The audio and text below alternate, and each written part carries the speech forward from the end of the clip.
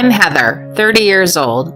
I'm a salesman for a trading company. I have a 32-year-old husband, Ben, and 2 children, a small son and a daughter. My husband is a regular office worker who never does overtime. He picks up the kids from daycare after work and does the housework at night. However, my relationship with my husband has not been going well lately. I am often away from home on business trips because of my job. When my husband doesn't like it, and when I come home, he keeps complaining and we end up fighting. This has caused an awkward atmosphere in our marriage. I'm home! One night, I came home from a business trip. What took you so long? You've been busy, haven't you? I'm exhausted from taking care of the kids. My husband said to me suddenly. Don't complain like that.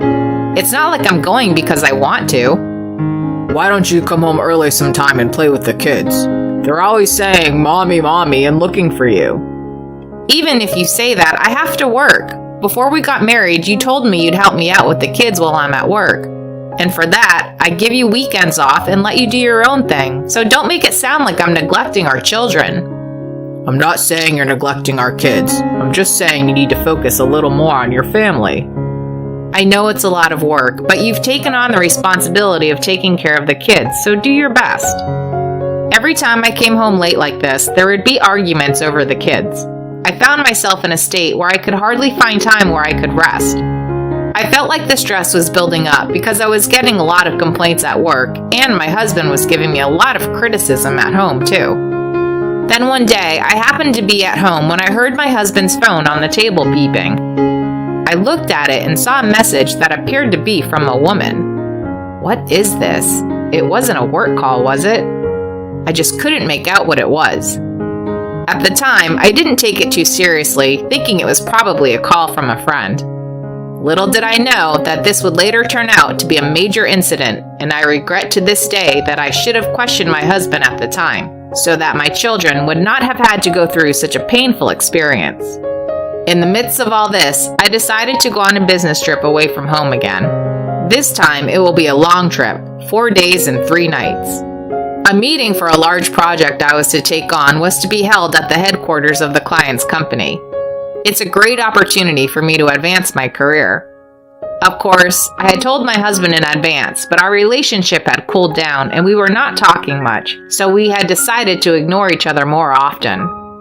Before I go on my business trip, I talk to my kids. I'm off to work hard, I tell them. Mommy, please play with us when you get home. I love Mommy because she always plays with us when she gets home from work. The kids can't seem to wait for me to come home. My children are my first priority, but to be honest, my husband's income is small, and we can't make a living without my hard work. It is this spirit of working for the children that makes me work so hard. When I return home, the first thing I'll do is play with my children. With this in mind, I headed for my business trip. The meeting at my business trip went smoothly. As a result of my passionate presentation, the client was satisfied with my proposal and gave me the go-ahead. When I reported the results to my boss, he praised me for a job well done. Now I could go home and see my children without any worries. Or so I thought. I was about to go home in the evening, exhausted, when I received a call on my cell phone. Hello? I'm from the daycare center, and your children has been absent for the past 4 days. Huh? I tried to contact your husband every day, but he just hung up the phone and said they were fine. I was a little worried, so I called you too. That's strange. My husband used to call me if the children had a fever or anything unusual. I tried to call him right away, but I couldn't reach him. I had a bad feeling. I hurried home. When I arrived home, I immediately noticed something strange. All the furniture had been moved out and the place was empty. Huh? What's happening? I entered the house, looked around the room, and was astonished. My children were sleeping together in an empty bedroom. No way. I immediately woke them up. Welcome home, Mommy. I'm hungry. They hugged me tightly. Where did that man go? I immediately took out my cell phone and called my husband. But no matter how many times I tried, I couldn't get through. I kept on calling and calling, and finally he answered. What? I heard my husband's sluggish voice. Don't what me? What the hell did you do? I don't understand how the house is empty and our kids were left behind. Where are you right now? Oh, I'm with my girlfriend in our new house. My husband says in a flat tone, like he's talking about the weather, like, yeah, it's raining today. I could feel my brain refusing to comprehend what he was saying. Girlfriend? A new house? He left the kids and went to be with another woman? Does that mean you cheated on me? I raised my voice and he sighed. Sure, you can say that. I'm not going back there. I can't take care of the kids anymore. I took the furniture out, but I left the kids there. What? My mouth was wide open, but no words came out. The cheating, the abandonment, this isn't just about what he did to me. This was unthinkable treatment to our children. They were left alone hungry and crying. Anyway, hurry up and come home. I'm trying to sleep. You're back from your business trip now, so you can take care of the kids. I felt like a blood vessel in my head had snapped. You've got to be kidding me! How can you say such a cold thing after leaving small children unattended? You can say what you want. I don't have to take care of those kids anymore. Bye. With that, my husband hung up the phone. Later, my daughter got a fever, so I took her to the hospital. I'm glad you came home early. I see. I was relieved when the doctor examined her. But why did your husband leave the children alone? The doctor asked me naively, but there was no way I could tell her that he left me and the kids and ran off to be with the woman he was cheating on me with. I just slurred my words and left the hospital. I was so angry that I wondered if there was any way I could blame my husband for his irrational behavior. I couldn't imagine living with my husband anymore, so I decided to consult a lawyer for future considerations. After listening to my story carefully, the lawyer said, "That's terrible. Leaving a young child unattended is a crime." He raised his eyebrows. "So you don't know where your husband is?" "Yes, he seems to have turned off his phone." "Okay, well, in the meantime, we need to find your husband's whereabouts. I'll ask a friend of mine at the detective agency to help you." The lawyer, known for his reassuring personality, was really accommodating. I took some time off from work and worried about taking care of the children while the detective agency was looking into my husband. My husband had never been proactive in taking care of the children, but I never thought he would treat them so badly. No matter what the excuse, this is not the way anyone should treat their own kids. And he was cheating on me. Where did he get a girlfriend? Did he always flirt with other women when I was away on business, leaving the kids at home? I had goosebumps all over my body, and seething anger took over. I could never forgive him. He must get what he deserves. That's how I thought. My husband could not run and hide since he was the perpetrator, so we soon found out where he had gone.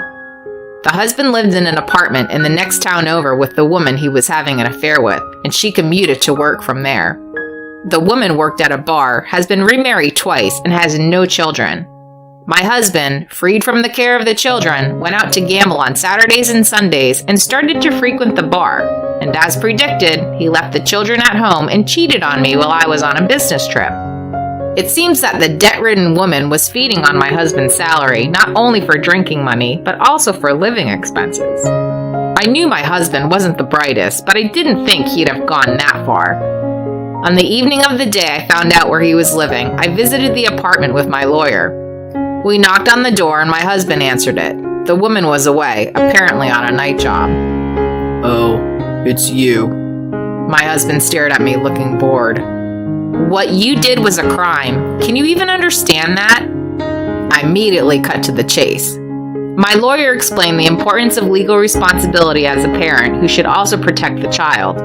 He then proceeded to explain to him how we should move forward in our marriage, but he wasn't listening.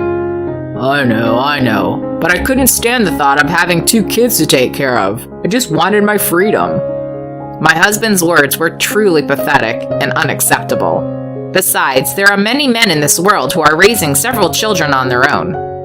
I take care of them all weekends, and what's so hard about taking care of your own kids for a few hours after work during the week? Even if it's hard, is that the reason to cheat on your wife and move out of the house? What you're saying is just excuses, just weak talk. Did you plan to become a criminal and run away if something happened to your kids? Did you think that life would go on like that? How could I think that? If you, a woman, had stayed home to take care of the kids in the first place, there wouldn't have been any problems. Why is he talking with such old-fashioned thinking? I'm mortified. My husband thought this wasn't his fault and was not willing to budge from his position. I gave up, thinking, oh, this is a complete disaster. I don't regret having children, but marrying you was the biggest mistake of my life. A man who disrespects the life of a child is the worst kind of human being. Call me what you want. I'm free to live my life. I wonder if he has no sense of guilt or remorse. My husband's behavior was so out of control that I was disgusted. My parents-in-law, shocked by the disappearance of their son, who had neglected their child and ran off with a woman, rushed to my place, got down on their knees, and apologized. It was not their fault, and I accepted their apology softly. It was my parents who were furious from the bottom of their hearts. Of course they were. What grandparents wouldn't be angry when their adorable children are left unattended for long periods of time? But I offered to take the heat for the whole thing and asked my parents to stand back. After talking it over with my lawyer, I decided to file a civil suit against my husband and the woman he was cheating on me with a view of criminal charges for neglecting my children. My husband refused to acknowledge the fact that he had committed a crime. At the trial, he admitted that he had left the children, but he evaded saying that he did not intend to put the children in danger. I stared blankly at the court proceedings. How could I have let this happen? I slowly thought back to the time when I met my husband. When we first got married, he was kind. He was a good man who respected my opinion, even if he was a bit of a pain in the ass. But after we got married and had a baby, his attitude changed. He did not like children, and I could not see the underlying problem. The trial didn't take long, and I won the case. Then the police got involved. My husband was questioned on charges such as protective custody, and because it was his first offense, the charges were dropped. However, this was a de facto conviction. I took this opportunity to ask my husband for a divorce, and we became strangers. I would never see him again. After that, my parents, who were worried about their grandchildren, came to visit us frequently. The children seemed to enjoy seeing their grandparents very much. It must have been so hard for you. I'm so glad they are safe. My mother looks back fondly. My father was still furious with my ex-husband. I also filed a claim against the woman with whom my husband had an affair. I wonder what she's going to do. She closed her bar and fled the apartment at night, and I don't know where she went after that. My ex-husband was fired from his job because of his crime and is now living alone in a cheap apartment. Either way, it's none of my business. This was the most shocking event in my life. I never thought that my husband would abandon our children and run off with a woman whom he was having an affair. I realize that no one can predict what will happen in this world. But then something wonderful happened to me. As you may have guessed, I was set to get married to a new man. It was with a senior colleague from the same company I work at. He had been watching over me with great concern over what had happened. I was shocked and emotionally distressed, but I was able to maintain my peace of mind by talking to him about it, and gradually I was drawn to him. I asked him out, and he accepted, even knowing that I have 2 children. He loves children, unlike my ex-husband. I think they liked his kind and cheerful personality, and our children took him in immediately, and we got married soon after. A few years later, when they were a little older, I asked them about their father. They both had a vague recollection of their father, but they told me that he had left them to watch TV when they were hungry. You can never underestimate a child, especially one who remembers the most shocking things, including how they felt at the time. Maybe it was traumatic for them. We have to bear the responsibility of raising our children. As I looked at the 2 children playing with their new father in the park, I thought about the life that lay ahead of me.